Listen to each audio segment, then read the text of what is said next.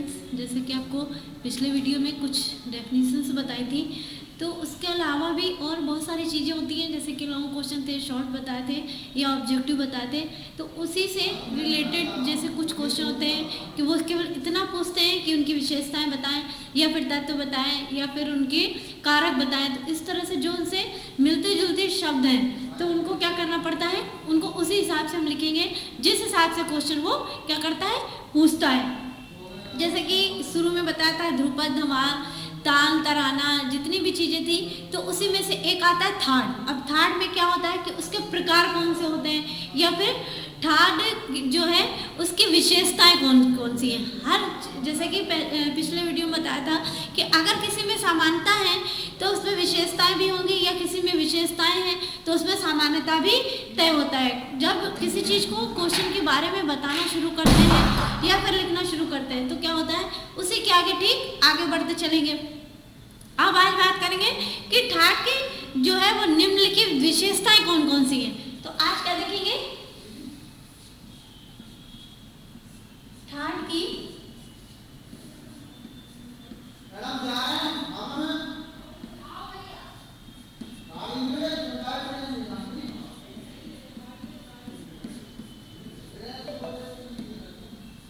विशेषताएं।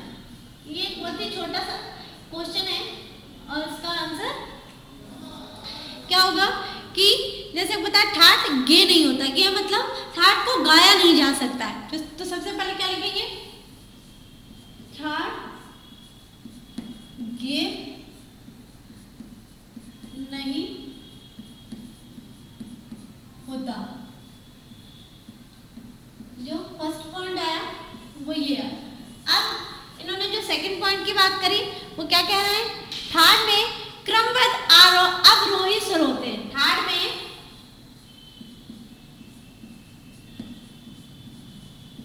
क्रमबद्ध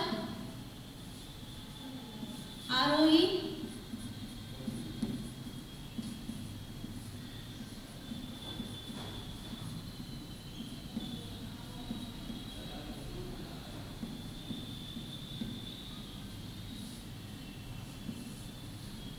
आरोही क्रम स्वर होते हैं।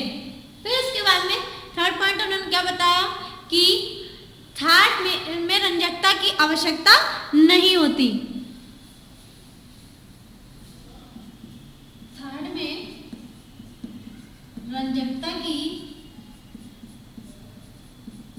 आवश्यकता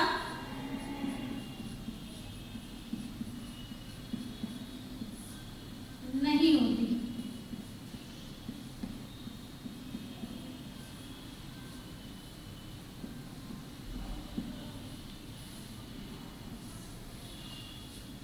और जो इन्होंने पांचवा बताया वो क्या बता रहे हैं कि ठाट में सप्तक के सभी स्वरों का प्रयोग क्रम से होता है।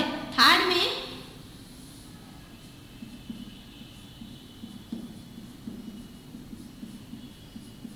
सप्तकों का प्रयोग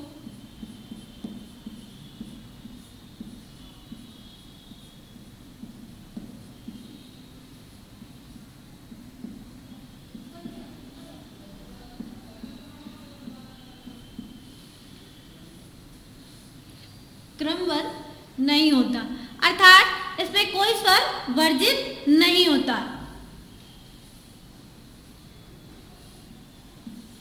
अर्थात इसमें कोई भी स्वर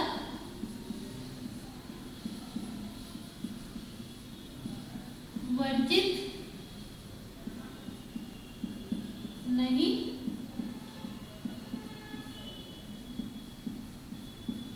होता है। अब इसके बाद में जो इन्होंने एक बहुत ही अच्छी बात बताई वो क्या बताई,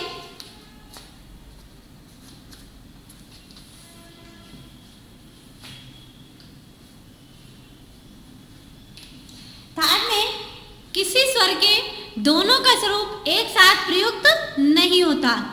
ठाट में किसी स्वर के दोनों स्वरूप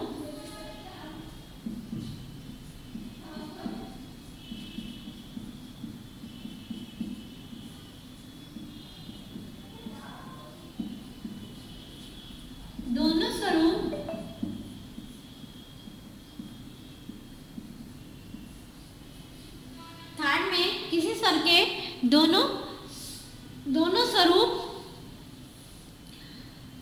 एक साथ प्रयुक्त नहीं होते।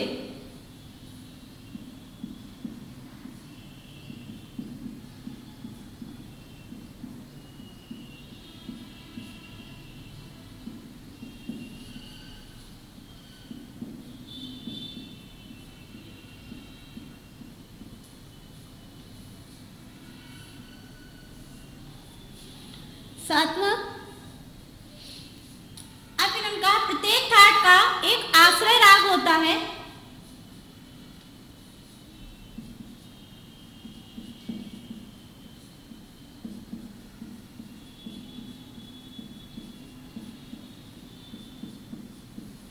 आश्रय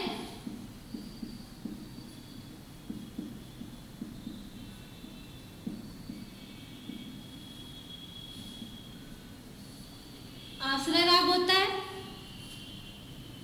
जिसके आधार पर उसके ठाट का नामांकन होता है।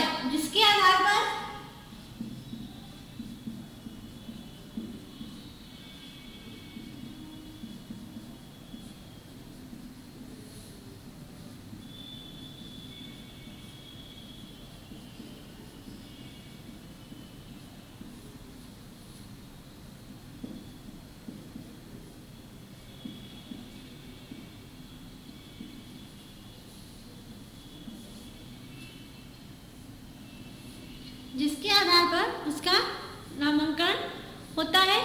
अब यह विचार नियतांत भ्रमक है, मतलब इस विचार पे अभी भी आशंका है। यह विचार नियतांत ही भ्रमक है। इसके आगे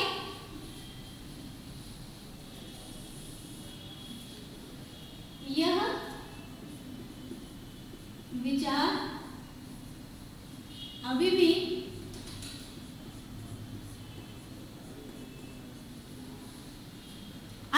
क्या है?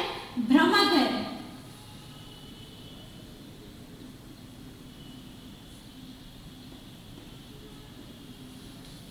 क्या है? भ्रमक है। ठाटों से रागों की उत्पत्ति है।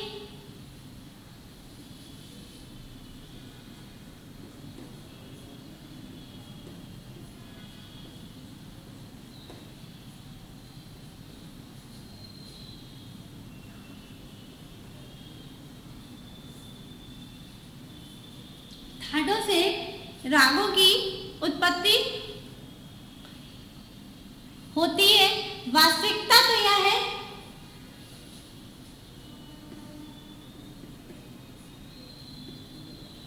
वास्तविकता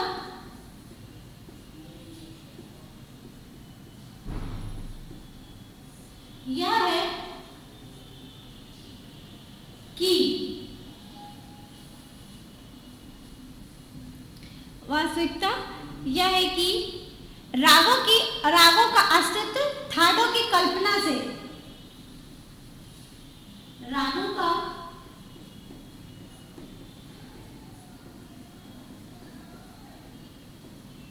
अस्तित्व ठाटों की कल्पना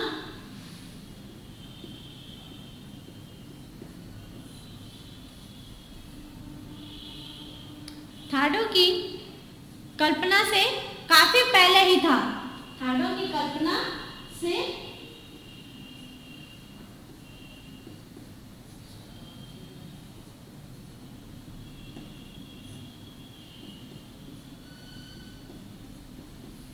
काफी पहले ही था। ठाटों की कल्पना ही रागों को वर्गीकृत करते हेतु हुई है। ठाटों की कल्पना ही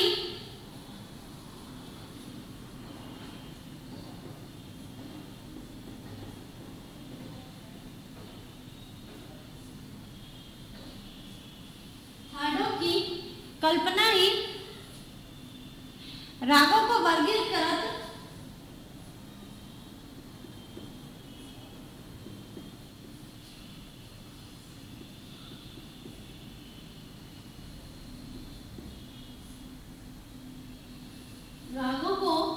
वर्गीकृत करने हेतु हुई।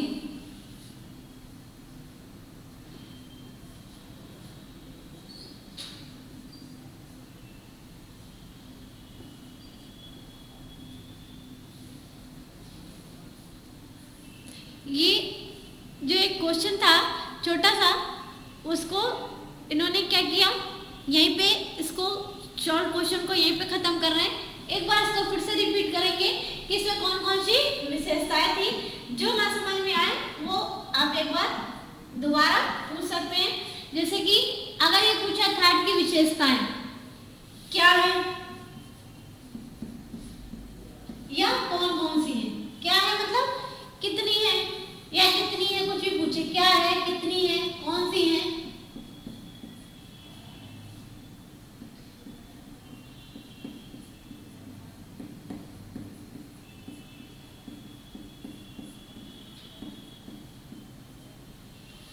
तो क्वेश्चन एक ही है और उसका तरीका केवल अलग अलग हो गया। तो जो सबसे पहला इन्होंने बताया वो क्या है, थाट गे नहीं होता, मतलब थाट को गाया नहीं जा सकता, सबसे पहला पॉइंट।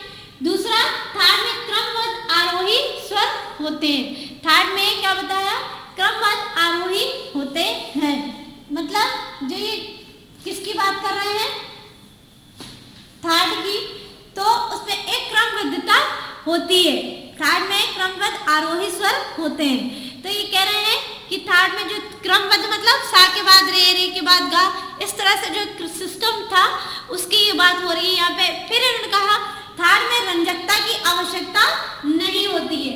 वो क्यों नहीं होती, क्योंकि वो ऑटोमेटिकली उसमें खुद ही इतना रस होता है या वो खुद इतने रंजक होते हैं कि उनमें किसी चीज की आवश्यकता नहीं होती है कि उनको किस तरह के स्वरों का एक्स्ट्रा उपयोग किया जाए जो उनकी खूबसूरती बढ़ जाए, अपने को ऐसा कुछ नहीं करना है। फिर इन्होंने कहा थाट में सप्तकों का प्रयोग क्रम से होता है, मतलब ये जो सप्तक है उनका प्रयोग भी इन्होंने क्या बताया, क्रम से। मंत्र, मध्य, ताड़, जो पिछले वीडियो में बहुत से बार बताया, आज एक बार फिर से रिपीट कर रहे हैं कि जो क्या है सप्तक है वो 3 प्रकार के इन्होंने बताया है, तीनों का ही उपयोग होता है।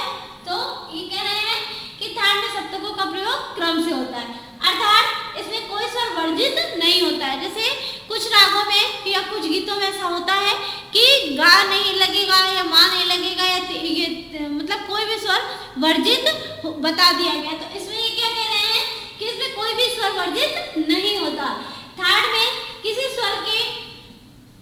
स्वर के दोनों स्वरों एक साथ प्रयुक्त नहीं होते, मतलब जो एक प्रयोग की बात हुई वो तो क्या कह रहे हैं कि दोनों स्वरूप एक साथ प्रयुक्त मतलब प्रयुक्त नहीं किए जा सकते, मतलब किसी एक चीज को हम 2 जगह इस्तेमाल नहीं कर सकते बल्कि एक ही जगह पे कर सकते हैं। फिर उनका प्रत्येक थाट का एक आश्रय राग होता है, मतलब हर राग का कोई ना कोई एक आश्रय राग होता है। तो यहाँ पे क्या बताया कि प्रत्येक थाट का एक आश्रय राग जरूर होता है।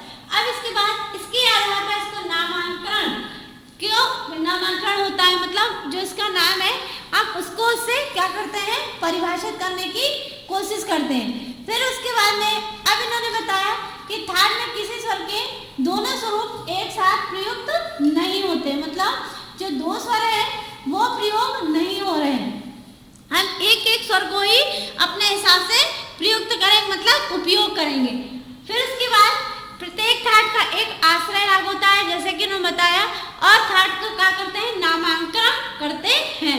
जो लास्ट में बताया कि यह विचार अभी भी भ्रामक है, मतलब अभी भी क्लियर नहीं हो पाया है कि थाटों से रागों की उत्पत्ति हुई है या राग से थाटों की, जो सही है।